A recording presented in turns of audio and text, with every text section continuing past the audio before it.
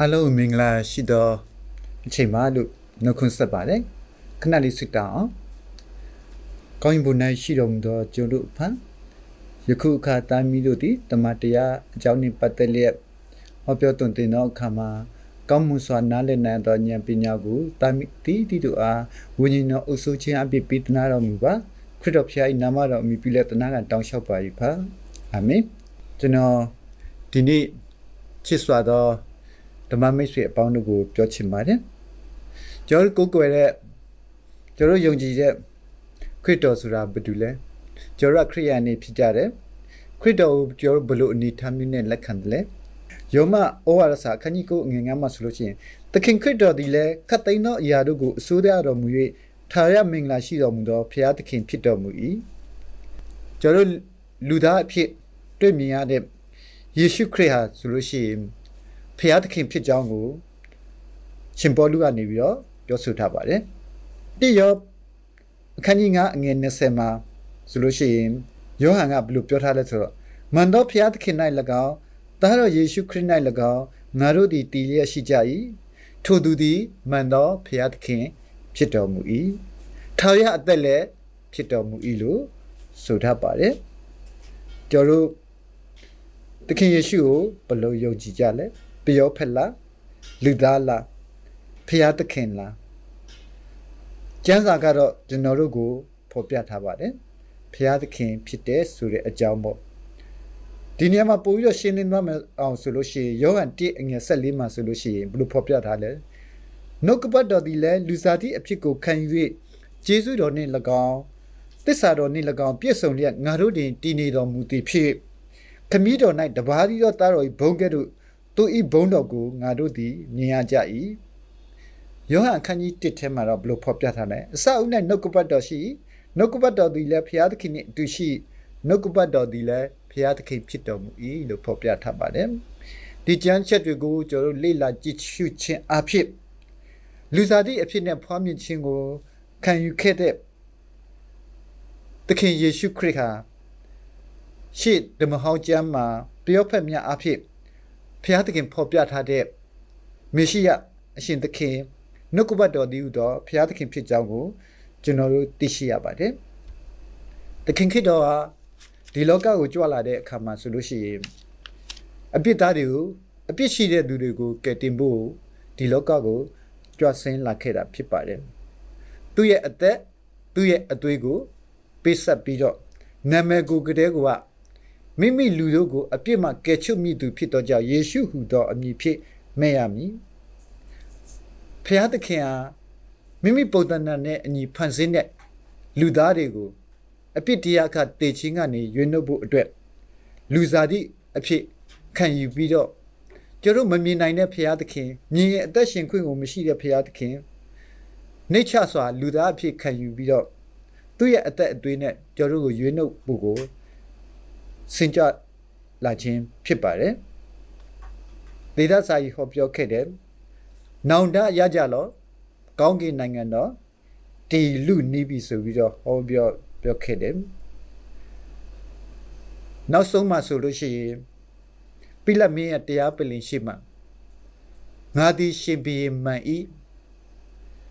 ဒါပေမဲ့ငါနိုင်ငံဟာဒီလောကနဲ့မသက်ဆိုင်ဘူးတမန်တရားနဲ့သက်ဆိုင်တဲ့လူအလုံးဟာငါစကားကိုနားထောင်ကြမယ်ဆိုပြီးတော့ဖော်ပြခဲ့တာကိုတွေ့ရပါတယ်ခရစ်တော်ကြွလာခြင်းဟာဘာကြောင့်ကြွလာလဲအသေးခံပြီးတော့လူသားတွေကိုအပြစ်ကရွေးနှုတ်ဖို့အတွက်ဖြစ်ပါတယ်တိကော15ငွေ16မှာဆိုလို့ရှိရင်ယခုမှခရစ်တော်ကိုထမ်းမြောက်စေတော်မူပြီးငါတို့ဒီဖျားသခင်အကြောင်းတသက်ခံကြ၏သေလွန်သောသူတို့ထမ်းမြောက်ခြင်းမရှိလျင်ခရစ်တော်သည်ထမ်းမြောက်တော်မမူခရစ်တော်သည်ထမ်းမြောက်တော်မူလျင်သင်တို့ယုံကြည်တော်လဲအကျိုးမရှိတို့ခရစ်တော်ကိုဘာကြောင့်ယုံကြည်ကြလဲယုံကြည်ကြတာအကြောင်းရင်းရှိတယ်ခရစ်တော်သည်သေခြင်းကိုအောင်မြင်သောဖခင်သခင်ဖြစ်တယ်ဆိုတာကိုကျွန်တော်တို့ယုံကြည်ကြလို့ဖြစ်ပါတယ်ယောဟန်10:19မှာသခင်ခရစ်တော်ကသူကိုယ်တိုင်ပြောတာလေငါသည်ကိုယ်အသက်ကိုဆွံ့၍နောက်တစ်ဖန်ယူအောင်မည်ဖြစ်သောကြောင့်ငါခမည်းတော်သည်ငါ့ကိုချစ်တော်မူ၏ ငါအသက်ကိုအဘယ်သူမျှမလူမယူကိုအလိုရောက်ငါစွန့်၏ကိုအသက်ကိုစွန့်ရတော့အခွင့်နှင့်နောက်တစ်ဖန်ကိုအသက်ကိုပြန်ယူရတော့အခွင့်သည်ငါ၌ရှိ၏ထိုအခွင့်ကိုခမည်းတော်သည်ပေးတော်မူပြီကျွန်တော်လူသားတွေအပြစ်တရားအခသေချင်းကိုရောက်ရှိတဲ့အခါမှာလူသားအုပ်စုတဲ့ဒီကဘာကြီးတစ်ခုလုံးဟာမှာတက်ရှိတရားမွေးဖွားလာပြီးတနေ့နောက်ဆုံးမှာပျက်စီးသေဆုံးကြရပါတယ်ဒါပေမဲ့ဖျားဇာတိနဲ့ဖြစ်တဲ့လူသားအဖြစ်ခံယူထားတဲ့ခရစ်တော်ကတော့ကိုယ်အသက်ကိုအလိုလျောက်ဆွံ့ရတဲ့အခွင့်ကိုယ်အသက်ကိုပြန်ယူရတဲ့အခွင့်ရှိခဲ့ပါတယ်သူဘာပြောလဲယောဟန် 7:25 မှာယေရှုကငါသည်ထမြောက်ခြင်းအကြောင်းအသက်ရှင်ခြင်းအကြောင်းဖြစ်ငါကိုယုံကြည်၍သောသူသည်သေလွန်တော်လဲရှင်လိမ့်မည်ငါကိုယုံကြည်၍အသက်ရှင်သမျှသောသူရှိသမျှတို့သည်လည်းသေခြင်းနှင့်အစဉ်မပြတ်ကင်းလွတ်ကြလိမ့်မည်သခင်ယေရှုပြောခဲ့တယ်ထမြောက်ခြင်းအကြောင်းအသက်ရှင်ခြင်းအကြောင်းသခင်ယေရှုအားဖြစ်တာလည်းဖြစ်တယ်သူကိုယုံကြည်ပြီးတော့သေသွားတဲ့လူတွေတနေ့ကျပြန်ပြီးတော့ရှင်ပြန်ရတဲ့အခွင့်ကိုရရှိကြလိမ့်မယ်သူကိုယုံကြည်ပြီးတော့အသက်ရှင်နေရှိနေတဲ့လူတွေတဖန်သူကြွလာတဲ့အခါမှာသေခြင်းနဲ့အစဉ်မပြတ်ကင်းလွတ်ကြလိမ့်မယ်ဆိုပြီးတော့ဖော်ပြပါတယ်အဲ့ဒီတနေ့သူပြန်ကြွလာတဲ့တနေ့ယောဟန် 14:19 မှာငါသည်အသက်ရှင်တော့ကြသင်တို့သည်လည်းအသက်ရှင်ရကြလိမ့်မည်ငါသည်ခမည်းတော်၌ရှိသည်ကို၎င်းငါသည်သင်တို့၌ရှိသည်ကို၎င်းထိုနေ့၌သင်တို့သိရကြလိမ့်မည်ချီဆောင်ခြင်းနေ့ရက်မှာသင်ချိုင်းမှာရှိတဲ့လူတွေအပေါင်းထမြောက်ကြမယ်အသက်ရှင်တဲ့ရှိတဲ့လူတွေပြောင်းလဲပြီးတော့ချီဆောင်ခြင်းကိုခံယူကြမယ်အဲ့ဒီနေ့ကဘုရားသခင်ကိုကျွန်တော်တို့ဖူးမြင်ရတဲ့နေ့ခရစ်တော်ဘုရားနဲ့အတူဘုရားသခင်ခရစ်တော်ကျွန်တော်တို့အတူဆုံတွေ့ရမယ်နေ့တစ်နေ့ဖြစ်ပါတယ်အဲ့ဒီနေ့ကဘယ်လိုနေ့မျိုးဖြစ်အောင်လဲအရင်ဝမ်းသာစရာကောင်းတဲ့နေ့တစ်နေ့လည်းဖြစ်ပါလိမ့်မယ်ယောဟန် 16:20 မှာယခုတွင်သင်တို့သည်ဝမ်းနည်းခြင်းရှိကြတော့လေနောက်တစ်ဖန်သင်တို့ကိုငါတွေ့မြင်သည်ဖြင့်သင်တို့သည်စိတ်နှလုံးဝမ်းမြောက်ခြင်းရှိကြလိမ့်မည်ထိုဝမ်းမြောက်ခြင်းကိုအဘယ်သူမျှလူယူဖျက်ဆီးခြင်းကမတတ်နိုင်အဲ့ဒီဒီနေ့မှာဝမ်းနည်းစရာနဲ့ကြုံတွေ့နေရတဲ့တန်ရှင်းသူတွေဘုရားသခင်ကိုယုံကြည်တဲ့သူတွေဒီလူတွေအကုန်လုံးဟာဆိုလို့ရှိရင်အယံဝမ်းသာကြလိမ့်မယ်ဘလို့ပုံစံနဲ့ဝမ်းသာမလဲအမျိုးသမီးတစ်ယောက်ဟာရင်သွေးငယ်ကိုမွေးဖွားလာမဲ့အခါမှာဆိုလို့ရှိရင်အယံဝေဒနာပြင်းစွာကိုခံစားရတယ်ဒါပေမဲ့ဒီဝေဒနာတွေဟာဒီရင်သွေးငယ်လေးမွေးဖွားပြီးတဲ့အခါမှာဆိုလို့ရှိရင်လုံးဝပျောက်ကွယ်သွားခဲ့ပြီးတော့ဝမ်းသာခြင်းအပြည့်နဲ့ပြည့်စုံကြလိမ့်မယ်အဲ့ဒီလိုပဲနော်ချီဆောင်ခြင်းနေ့ရက်ကျွန်တော်တို့ဟာဒီချီဆောင်ခြင်းနေ့ရက်မှာပါသွားမယ်ဆိုလို့ရှိရင်တော့ဘုရားသခင်နဲ့ပြန်ပြီးတော့တွေ့ဆုံရမယ်အချိန်သခင်ခရစ်တော်နဲ့တွေ့ဆုံရမယ်အချိန်ဒီဝမ်းမြောက်ခြင်းကိုတော့ဘယ်သူမှလူယူဖျက်ဆီးလို့မရဘူးဆိုပြီးတော့ဖော်ပြထားပါတယ်ဒီလောကမှာအသက်ရှင်တဲ့အခါအကောင်းနဲ့အဆိုးအမှားနဲ့အမှန်စာရမဏေရမှုချင်းမှာဆိုလို့ရှိရင်တခင်ခရစ်တော်တတိပေးထားတာရှိတယ်မဿဲ 16:25 မှာအကျဉ်သူသည်ငါကြောင့်အသက်ဆုံးရှုံး၏ထိုသူသည်အသက်ကိုတွေးလိမ့်မည်မင်းတို့ကိုလောကီသားတွေကမုန်းကြလိမ့်မယ်ဒါပေမဲ့အော်ချင်းမရှိကြနဲ့မင်းတို့ကိုမမုန်းခင်ငါ့ကိုအရင်မုန်းကြတယ်သခင်ခရစ်တော်ဒီလိုပြောခဲ့တယ်နောက်ပြီးတော့ဘယ်လိုပြောခဲ့သေးတယ်သူဟာငါဒီလူတွေကိုမပြောလို့ရှိရင်သူတို့မှအပြစ်မရှိဘူးဒါပေမဲ့ငါသူတို့ကိုပြောပြီးအဲ့ဒါကြောင့်မလို့သူတို့အပြစ်ကိုသူတို့ဖွက်ထားလို့မရနိုင်ဘူးဒါကြောင့်မို့လို့မင်းတို့ကိုမမုန်းခင်ငါကိုမုန်းကြတယ်ဆိုတာကိုသိပါလုကာ 9:23 မှာငါ၌စီးကပ်လိုသောသူဖြစ်လေကိုလက်ဝါးကတ်တိုင်ကိုထမ်း၍ကိုညင်းပယ်ရမည်ကိုလက်ဝါးကတ်တိုင်ကိုနေ့တိုင်းထမ်း၍ငါနောက်သို့လိုက်ရမည်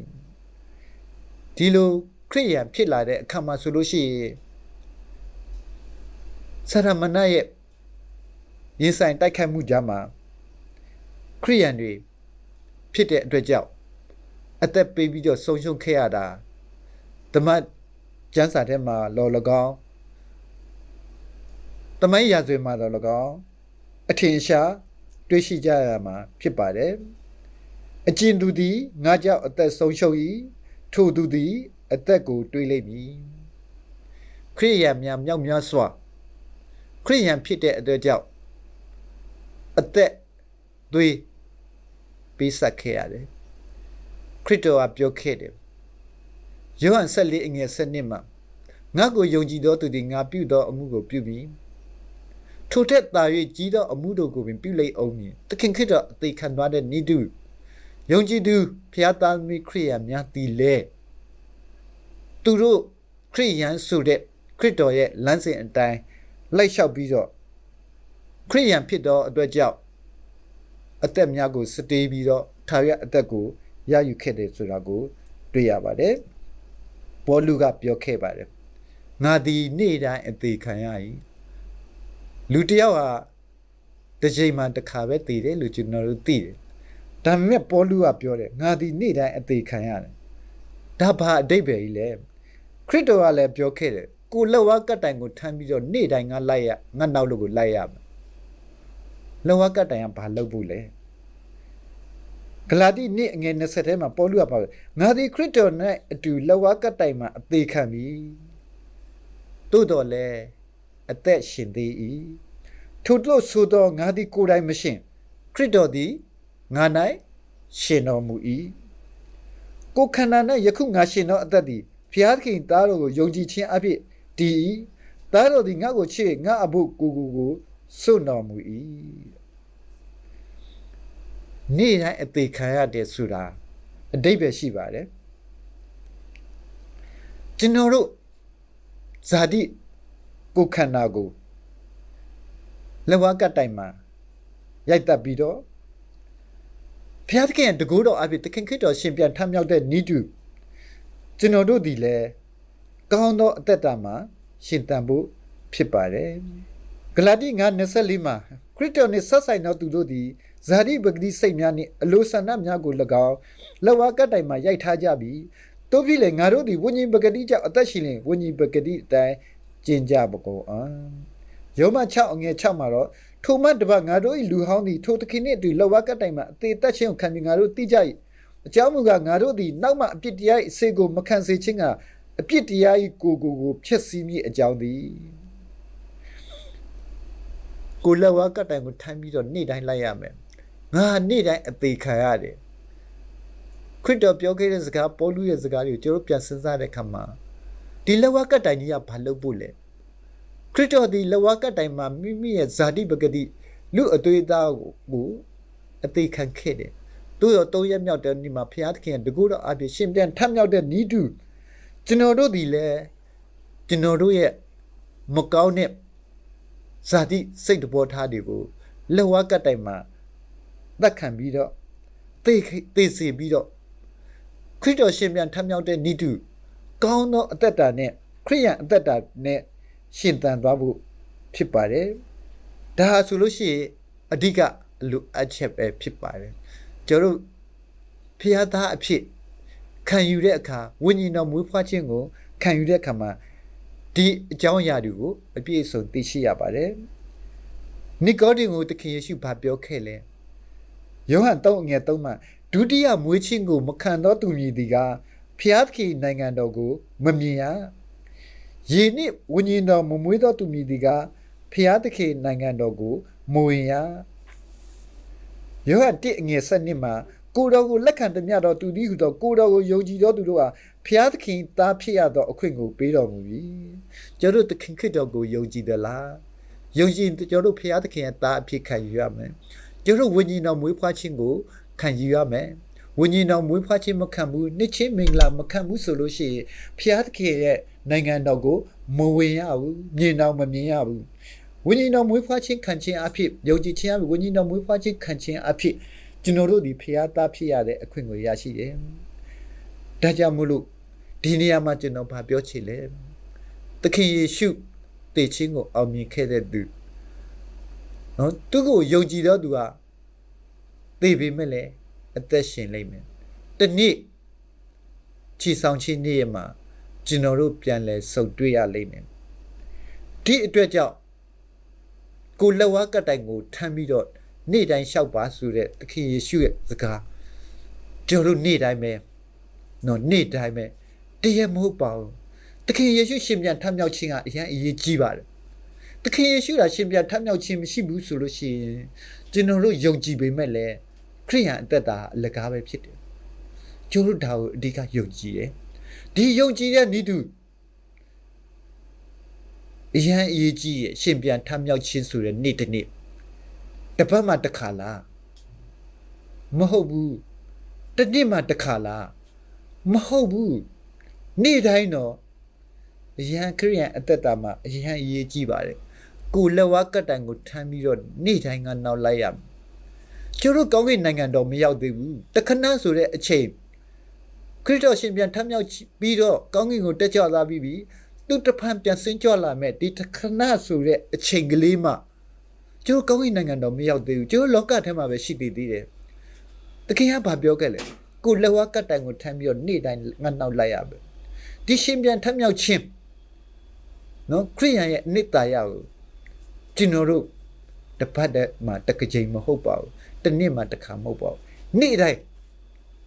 အလွန်အရေးကြီးစွာဖြင့်ထိမ့်သိမ်းဆောက်ရှောက်သွားမှာဖြစ်ပါတယ်နေ့စဉ်နေ့တိုင်းကိုယ့်ရဲ့မကောင်းတဲ့ဇာတိစိတ်ပေါ်ထားတွေကိုခရစ်တော်ပြောလို့လက်ဝါးကတ်တိုင်မှာအသေးခံလို့ဆွန့်လွတ်ပြီးတော့ကောင်းသောအသက်တာနဲ့ရှင်သန်သွားဖို့ဖြစ်ပါတယ်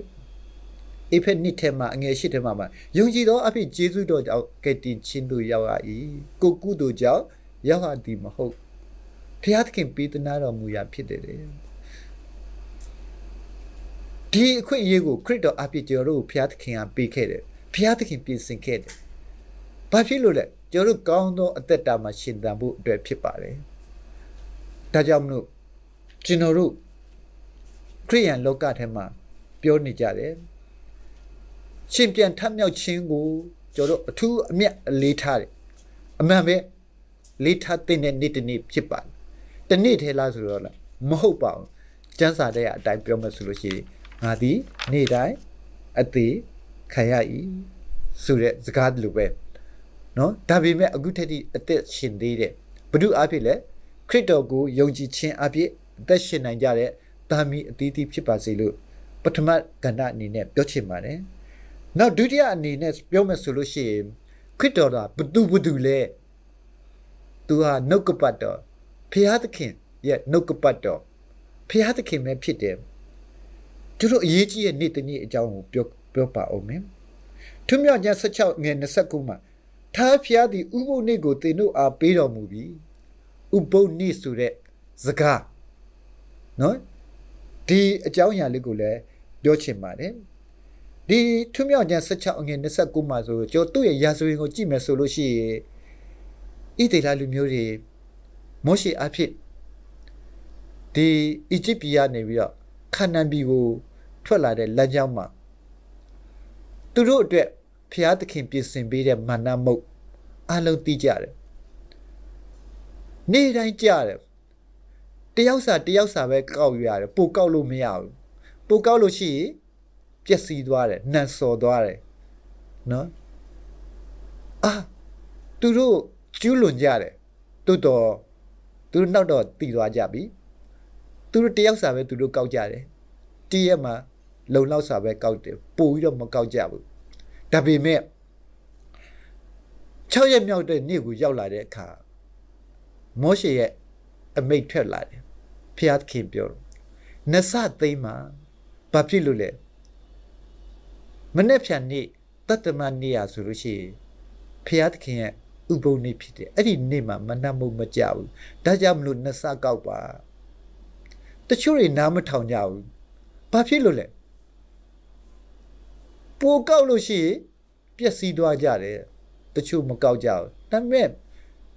ယုံကြည်တဲ့လူတွေနာခံလိုက်လျှောက်တဲ့လူတွေကြတော့ကောက်ကြတယ်အဲ့ဒီခါမှာတတ္တမနေ့မှာ ဘာမှမကြပြီမဲ့တူထားတဲ့ဒီမန္တမုတ်ကမပြတ်မစီပဲနဲ့ရှိတယ်ဆိုတာကိုတွေ့ရှိရတယ်ဒီမန္တမုတ်အကြောင်းအရာလေးကျွန်တော်တို့သိမယ်ဆိုလို့ရှိရင်ဥပုပ်နေ့အစဉ်အတိုင်းနော်မန္တမုတ်ကကြာနေတာပဲဥပုပ်နေ့အစဉ်တိုင်းမှာတော့မန္တမုတ်မကြတော့ဘူးဒါဟာသူတို့သိခဲ့ရတယ်ဒီကျောင်းသင်ခန်းစာဟာဆိုလို့ရှိရင်တပတ်တည်းမဟုတ်ပါဘူးတစ်လမဟုတ်ပါဘူးတစ်နှစ်မဟုတ်ပါဘူးနှစ်ပေါင်း40လုံးသင်ခန်းစာကိုသူတို့သင်ယူခဲ့ရကြတာဖြစ်ပါတယ်မန္တမုတ်ကသူတို့အီဂျစ်ပြည်ကထွက်လာပြီးတဲ့နောက်ခါနန်တိုင်းပြည်ထဲကိုဝင်သွားတဲ့အချိန်မှာမန္တမုတ်ရုပ်သိမ်းသွားတာဖြစ်ပါတယ်ဒီဥပုပ်နေ့ဆိုတဲ့သင်ခန်းစာဟာဆိုလို့ရှိရင်နော်အနှစ်40လုံးသင်တန်းပေးခဲ့တဲ့အကြောင်းအရာဖြစ်တယ်ဆိုတာကိုတွေ့ရပါတယ်သူတို့ဟောရတောင်ကိုရောက်ခဲ့ပြီးဘုရားသခင်ကောင်းကင်ဘုံကနေပြီးတော့ဘုရားသခင်ရဲ့နှုတ်ကပတ်တော်အားဖြင့်ဒီလိုပြောဆိုခဲ့တယ်ထမြောက်ကျအခန်းကြီး20အငယ်30မှာတတ္တမနေ့ရက်သည်သင်၏ဘုရားသခင်ထားဘုရား၏ဥပုပ်နေ့ဖြစ်၏ဒါဆိုလို့ရှိရင်မောရှေပြောတဲ့စကားမဟုတ်ပါဘူးဘုရားသခင်ကိုယ်တိုင်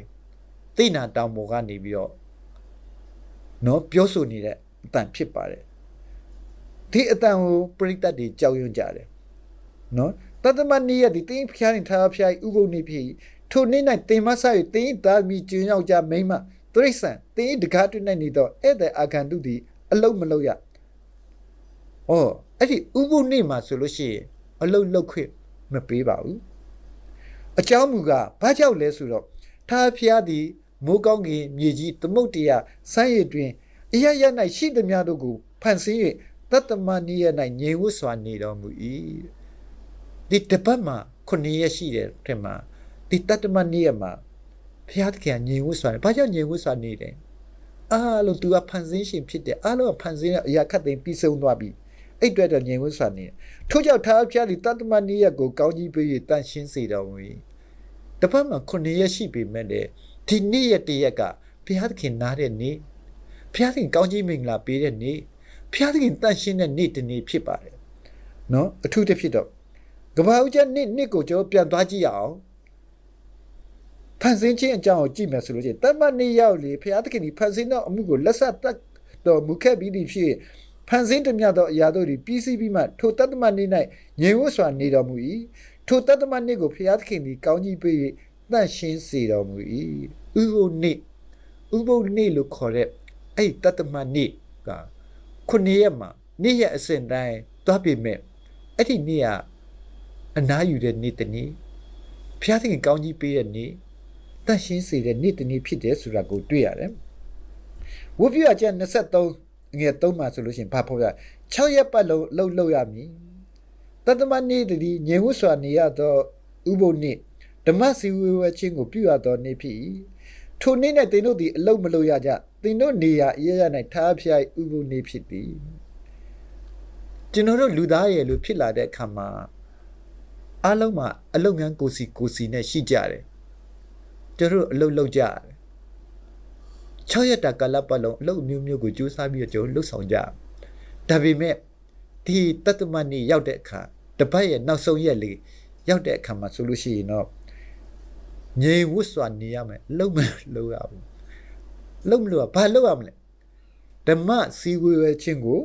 ပြုရသောနေ့ဖြစ်တယ်ဆိုပြီးတော့ဖော်ပြထားပါတယ်ဒီတတမနေ့ကဒီအစ္စရေးလူမျိုးတွေစောက်ထိန်လာခဲ့ပြီမဲ့လေအစ္စရေးလူမျိုးတွေရဲ့ဥပုပ်နေ့ကိုခေါ်ကြပြီမဲ့လေတကယ်စင်စစ်ကတော့ဘုသူရဲ့ဥပုပ်နေ့ဖြစ်လဲဆိုတော့ဘုရားသခင်ရဲ့ဥပုပ်နေ့ဖြစ်ပါတယ်ဘုရားသခင်ချမှတ်ထားပေးခဲ့တာပါနော်အဲ့ဒီနေ့မှာအလုံးမလုပ်ပါနဲ့ဘာလို့ရမလဲဓမ္မစီဝေဝချင်းကိုပြုရမယ်ဘုရားသခင်ဒီဖန်ဆင်းရှင်ဖြစ်တဲ့အကြောင်းဖန်ဆင်းရှင်ထာဝရဘုရားဒါကိုယ်ကိုယ်ထိုက်တဲ့အကြောင်းနော်ဒီအကြောင်းပြောနောက်တစ်ချက်အနေနဲ့ဒီဥပုပ်နေ့ကိုစောင့်ခြင်းအကြောင်းရင်းကသူတို့ကြုံခံနေတဲ့အီဂျစ်ပြည်ကနေပြီးတော့သူတို့ကိုထုတ်ဆောင်ခဲ့တဲ့ဘုရားကဒီဖန်ဆင်းရှင်ဘုရားဖြစ်တယ်ဆိုတဲ့အကြောင်းသိဖို့အတွက်နော်ဥပုပ်နေ့ကိုစောင့်ထင်းရတာဖြစ်ပါတယ်နောက်တစ်ချက်အနေနဲ့ကျမ်းစာထဲမှာဖော်ပြထားတာထွမြောက်ကျမ်း31ငွေ73မှာ ငါသည်တင်ညွတ်ကိုတန့်ရှင်းစေသောထာဝရဘုရားဖြစ်ကြောင်းကိုသိစေခြင်းကငါသည်တင်ညွတ်ကိုတန့်ရှင်းစေသောထာဝရဘုရားဖြစ်စေခြင်းကိုသိစေခြင်းကကျွန်တော်တို့လူသားတွေနော်အပြစ်သားတွေတို့တော့ဘုရားသခင်တန့်ရှင်းစေတာကိုသိစေဖို့ငါနှင့်တင်တို့သားစဉ်မြေဆက်စัจ जा ၌လက္ခဏာသက်တည်ဖြစ်ဖို့ရအမတ်အသာတစိတ်နော်ဖျားနဲ့ဖျားသားသမီးတွေရဲ့ကြားမှာအမတ်တစိတ်ဖြစ်ဖို့ငါဥပုပ်နေ့ကိုစင်စစ်ဆောက်ရကြမည်နော်ငယ်16ထက်မှာဘယ်လိုဖော်ပြထားလဲဥပုပ်နေ့ရဲ့အစဉ်တိုင်းဥပုပ်ဆောက်ရကြမည်ထို့တို့ဆောက်ရင်ငါနှင့်ဣသေလအမျိုးသားတို့စัจ जा ၌ထာဝရလက္ခဏာသက်တည်ဖြစ်လိမ့်မည်ထာဝရလက္ခဏာသက်တည်ဖြစ်လိမ့်မည်ဥပုပ်နေ့ဆိုတာအရေးကြီးပါတယ်လက္ခဏာသက်တည်ဆိုတာအရေးကြီးပါတယ်ကျွန်တော်တို့စစ်တီတော်တွေကိုကြည့်လိုက်မယ်ဆိုလို့ရှိရင်အိုးထုတ်ရှိမယ်လက်မောင်းမှာဘက်တစိတ်တွေရှိတယ်သူတို့အိုးထုတ်မှာရှိတဲ့အမတ်တစိတ်တွေလက်မောင်းမှာရှိတဲ့အမတ်တစိတ်တွေဟာဆိုလို့ရှိရင်သူတို့ကဘယ်နိုင်ငံနော်ဘယ်တက်ကိုစားပြုတယ်ဆိုတာကိုဖော်ပြထားတာကိုကျွန်တော်တို့သိရှိရတယ်လို့ပဲဒီဥပုပ်နေ့ကိုကျွန်တော်တို့ထိမ့်သိမ်းဆောက်ရှောက်ခြင်းအဖြစ်ဘုရားသခင်နဲ့ကျွန်တော်တို့ကြားမှာအမတ်သားဖြစ်ပါတယ်နော်ဒါကျွန်တော်တို့ကိုယ်ကွယ်တဲ့ဘုရားသခင်ဖြစ်ကြောင်းဘုရားသခင်ကိုအတိအမှတ်ပြုလို့ဘုရားသခင်ကလည်းသူ့ရဲ့သားသမီးတွေဖြစ်ကြောင်းကိုကျွန်တော်တို့ကိုအတိအမှတ်ပြုတဲ့လက္ခဏာသက်သေဖြစ်ပါတယ်ဣသေလလူမျိုးတွေအတွက်ပဲလားဧရှာ56အငယ်6မှာဘလို့ဖော်ပြထားလဲဆိုတော့ထာဖျားထန်၌အမှုဆောက်ခြင်းနာမတော်ကိုချစ်ခြင်းကျွန်တော်ရင်းဖြစ်ခြင်းအလို့ငါထာဝရဘုရား၌မိဝဲသောတပားမြို့သားတို့ကို၎င်းဥပုပ်နေ့ကိုမရှုတ်ချဆောက်ရှောက်၍ငါဤပဋိညာဉ်ကိုဆွဲလန်းသောသူပေါင်းတို့ကို၎င်းငါဤတန်ရှင်သောတောင်ပေါ်သို့ငါဆောင်ခဲ့ငါဤပထနာအိမ်၌ဝမ်းမြောက်စေမည်သူတို့မိရှုရရည်တည်ရည်အမျိုးမျိုးငါရေးပင်ပေါ်မှာလက်ခံမည်ငါအိမ်ကိုလူအမျိုးမျိုးဆုတောင်းရအိမ်ဟူ၍ခေါ်ကြလက်တံဣသေလလူမျိုးတွေမကပ်ပါဘူးနော်လူအမျိုးမျိုးဆုတောင်းရအိမ်နော်ဥပုပ်နေ့ကိုယူသည်ဆောက်ရှောက်ပြီးတော့ဒီပဋိညာဉ်ကိုဆွဲလန်းတဲ့လူအမျိုးမျိုးဘုရားသခင်လက်ခံမယ်ဆိုတာကိုအတိအလင်းဖော်ပြထားတာတွေ့ရပါတယ်ဟေရှာ58:73မှာဆိုလို့ရှိရင်ဘယ်လိုဖော်ပြတာတင်ဒီဥပုပ်နေ့ကိုမရှုတ်ချငါတန်ရှင်းသောနေ့မှာကိုယ်အလိုတို့မလိုက်ဥပုပ်နေ့ကိုမွေ့လျော်နေ့ထာဖျားဖို့တန်ရှင်းသောနေ့ယူသည်ပွဲသောနေ့ဟူ၍ခေါ်သည်ကိုယ်အမှုကိုမပြုကိုယ်အလိုတို့မလိုက်ကိုယ်စကားကိုမပြောဘဲနေ၍ထိုနေ့ကိုယူသည်လေထာဖျား၌ပျော်မွေ့ရလိမ့်မည်အရင်အရေးကြီးပါတယ်ဖျားသခင်ရဲ့ဂတိစကားရှိပါတယ်ကိုအမှုကိုမပြုကိုစကားကိုမပြောဘဲနဲ့အဲ့ဒီနေ့ကိုယူသိမယ်ဓမ္မစည်းဝေးခြင်းကိုပြုမယ်ဖျားသခင်နဲ့မွေ့လျော်မယ်ဖျားသခင်ကိုယူသိပြီးတော့ဒီနေ့ရက်မှာဖျားသခင်နဲ့မိတ္တဟာပြုပြီးတော့တန်တန်ရှင်းရှင်းနေထိုင်မယ်ဆိုလို့ရှိရင်နော်ဖျားသခင်မှာပျော်မွေ့ရလိမ့်မယ်ဖျားသခင်ရဲ့ဂတိစကားတွေနဲ့ပြည့်ပြည့်စုံတဲ့နေ့တစ်နေ့ဖြစ်ပါတယ်ကျွန်တော်တို့ကိုတန်ရှင်းစေတယ်ကျွန်တော်တို့ပျော်မွေ့ရလိမ့်မယ်ကောင်းကင်သစ်နဲ့မြေကြီးသစ်မှာလည်းဒီလိုဖော်ပြထားပါတယ်ဟေရှာ66အငယ်23မှာလူတတ်တော်အပေါင်းတို့သည်ငါရှိမှကိုးကွယ်ခြင်းကလက်စမ်းနေ့နေ့ဥပုပ်နေ့အစဉ်တိုင်းလာကြလိမ့်မည်နော်ဒီဥပုပ်နေ့ဆိုတာဖျားသားသမီးတွေနဲ့ဖျားသခင်ရဲ့စัจ जा မှာမလက္ခဏာသက်တည်ဖြစ်တယ်ဖျားသားသမီးဆိုတဲ့ကျွန်တော်တို့တွေကိုတန့်ရှင်းစေတယ်ဥပုပ်နေ့မှာဓမ္မစည်းဝေးခြင်းအစဉ်မြဲပြုရတယ်ဒါကြောင့်မလို့ကမ္ဘာပေါ်မှာခရစ်ယာန်သားသမီးတွေအကုန်လုံးကတပတ်မှာတည်းမိမိတို့လုပ်ငန်းကနေနားပြီးတော့နော်ဗိမာန်တော်တွေတွားပြီးတော့ဝုပြုကိုးကွယ်ခြင်းအမှုကိုပြုကြတယ်ကောင်းမွန်တဲ့အချင်းအရာဖြစ်တယ်ဘာကြောင့်လဲဘုရားသခင်ကပြောခဲ့တယ်နော်တတ္တမနေ့ဟာဘုရားသခင်ရဲ့ဥပုပ်နေ့ဖြစ်တယ်နော်ဒီနေ့မှာဓမ္မစည်းဝေးခြင်းပြုရမယ်တပတ်မှာတစ်ချိန်ခရိယန်တွေဘုရားကျောင်းကိုမိမိအလောက်ကနားပြီးတော့ဘုရားကျောင်းသွားကြတယ်ဘုရားသခင်နဲ့မိတ္တဟာပြုတယ်ဓမ္မဒေသနာတွေနားထောင်ကြတယ်အရန်ကောင်းမွန်တဲ့အချင်းအရာဖြစ်ပါတယ်ဒါကိုဒီအကြောင်းအရာဥပုပ်နေ့ရှင်ပြန်ထမြောက်ခြင်းဒီအကြောင်းအရာနှစ်ခုကိုကျမ်းချက်များနဲ့တကွကျွန်တော်လေ့လာပြီးတဲ့အခါကျွန်တော်ဖတ်တိုက်တွန်းခြင်းနဲ့ ခရိယန်ကြီးကိုမောင်မတွေကိုဥပုသ်နေ့ဆိုတာအရေးကြီးပါတယ်တသမတ်နေ့ရကဥပုသ်နေ့ဖြစ်ပါတယ်ဥပုသ်နေ့ကိုစကားကိုမပြောကိုအမှုကိုမပြုတ်ပဲနဲ့ယူတည်ပြီးတော့ဓမ္မစည်းဝေးခြင်းကိုပြုတ်ပြီးတော့ဖျားသခင်ရဲ့တန်ရှင်းခြင်းမင်္ဂလာကိုခံယူပါဖျားသခင်နဲ့အတူမိတ္တဟာပြုပါဒီနည်းတူပဲသခင်ခရစ်တော်ရှင်ပြန်ထမြောက်ခြင်းနေ့ရဲ့တပတ်ပဲမဟုတ်ပါဘူးတလတည်းမဟုတ်ပါဘူး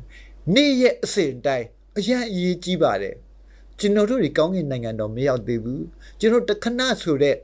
နော်ခရစ်တော်အသေးခံရှင်ပြန်ထမြောက်ခြင်းနဲ့အဲ့ဒီစัจ जाတခင်ခရစ်တော်တဖန်ချီဆောင်ခြင်းနေ့ရဲ့ဒီစัจ जाကာလမှာကျွန်တော်ရှောက်လန်းနေရတဲ့အချိန်ကာလဖြစ်တယ်ကျွန်တော်တို့မှာဖျားသားမီးအဖြစ်ခံယူထားပေမဲ့လည်း